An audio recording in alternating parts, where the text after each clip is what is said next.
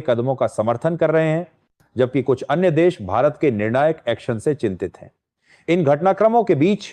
कई क्षेत्रीय देशों ने सऊदी अरब द्वारा लिए गए फैसलों की आलोचना करना भी शुरू कर दिया है। भारत सरकार ने पिछले 48 घंटों में जिस तरह से सऊदी अरब के खिलाफ लगातार और सख्त कूटनीतिक दबाव बनाया है, उसने रियाद को मुश्किल में डाल दिया है। पहले सऊदी अरब अपनी प्रेस ब्रीफिंग में यह कह रहा था कि पाकिस्तान के साथ उसके समझौते से भारत के साथ द्विपक्षीय संबंधों पर कोई असर नहीं पड़ेगा, लेकिन भारत के इस अभूतपूर्व दबाव के चलते अब सऊदी अरब को अपने पूर्व के रुख से पीछे हटना पड़ा है।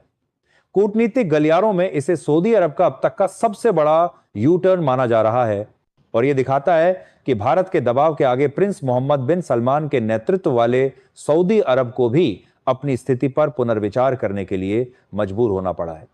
यह घटना इस बात की पुष्टि करती है कि अपने राष्ट्रीय हितों की रक्षा के लिए भारत अब निर्णायक और प्रभावी कूटनीतिक कदम उठाने से पीछे नहीं हटता, जिससे मध्य पूर्व की भू राजनीति में भारत का बढ़ता प्रभाव स्पष्ट होता है। आपको बता दें कि जो सऊदी अरब अब तक भारत के खिलाफ साजिशें रच रहे था, जो सऊदी अरब अब तक भारत के खिलाफ नल्ला पाक के साथ मिलकर के युद्ध की तैयारियां रच रहा था, वही सऊदी अरब अब घुटने टेकने को मजबूर हो चुका है और उसने जो कहा है, और अब सऊदी अरब ने ना सिर्फ कहा बल्कि फाइनली अपनी तरफ से बिल पास करके इस पर अपनी तरफ से पूरा का पूरा मामला हटाने का प्रयास किया है। दरअसल सऊदी अरब ने अपनी संसद में बिल पास करके कहा है कि पाक के साथ हुए समझौते को अब सऊदी अरब रद्द कर रहा है, यानी कि नल्ला पाक के साथ जो सऊदी अरब ने उसके संरक्षण देने को लेकर के समझौता किया था,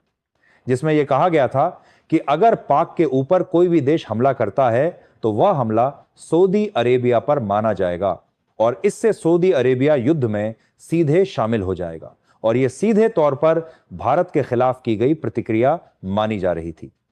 उस एक्शन और उस समझौते को सऊदी अरब ने सिरे से रद्द कर दिया है